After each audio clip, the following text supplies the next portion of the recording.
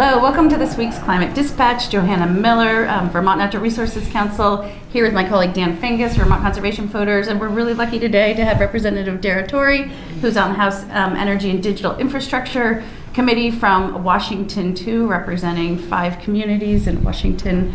And we're really excited to have Representative Torre with us to give us a brief update on what's been happening in her committee. We've been keeping you apprised of some of what they've been talking about this session, which is a lot of focus on rollbacks. And I'm actually deeply appreciative that your committee's been digging deeply into these conversations. And also my hope is continuing to hold strong, keeping frameworks like the Global Warming Solutions Act in place, which we know are necessary for not only cutting pollution and helping Vermonters save money, but doing our part on climate. So Representative Torre is going to talk a little bit about what they've been doing this week in the House Energy Committee related to solar in particular, but we're going to change it up a little bit this week, and I'm going to do the action element first because I just want to make sure that you're all aware that this coming April, there are going to be several public input opportunities on the Climate Action Plan.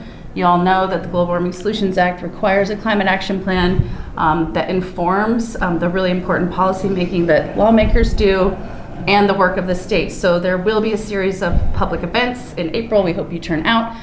We're going to drop a link to that in the chat. But more importantly, we really want to hear from Representative Torre about what you're doing and a couple of solar-focused bills, including S50, which is expedited registration. Tell us a little bit about what you're focusing on. Sure. So we pretty much have started by focusing on just the big pieces of climate policy. As a new committee, a lot of people haven't been familiar with the details of Global Warming Solutions Act. So we've been diving into that and the Climate Action Plan, and we do have some bills on the wall that are proposing some pretty significant cuts and changes to our goals. So taking our time and really learning together, and I feel like we're off to a really good start with that. So this week's been fun because we get to take some things. S50 came from our first Senate bill, and it's a pretty manageable first bill related to solar and trying to recognize the fact that the technology's gotten better.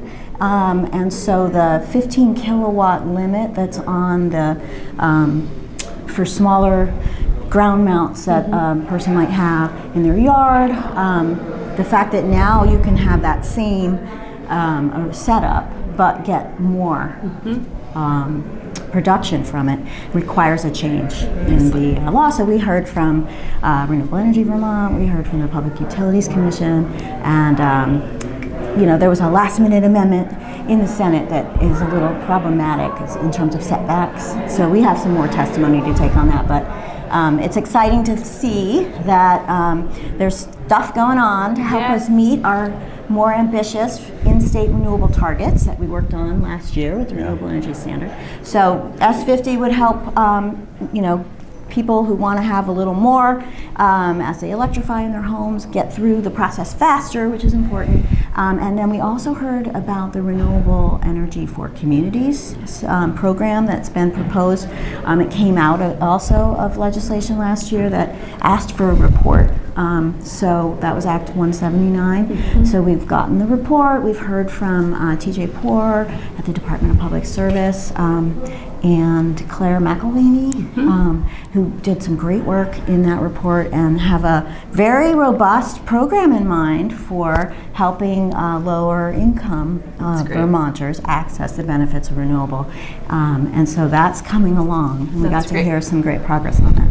Well, thank you so much, Representative Torre, for continuing your work. I know you were doing energy work last year in the old Environment and Energy Committee. You stuck with the energy work, and we really appreciate your expertise.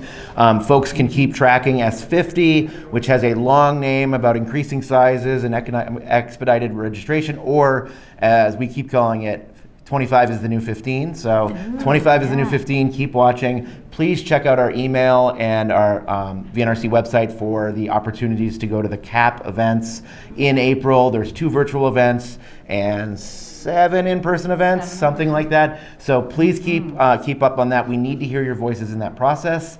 Thanks for watching again this week, and have a great week.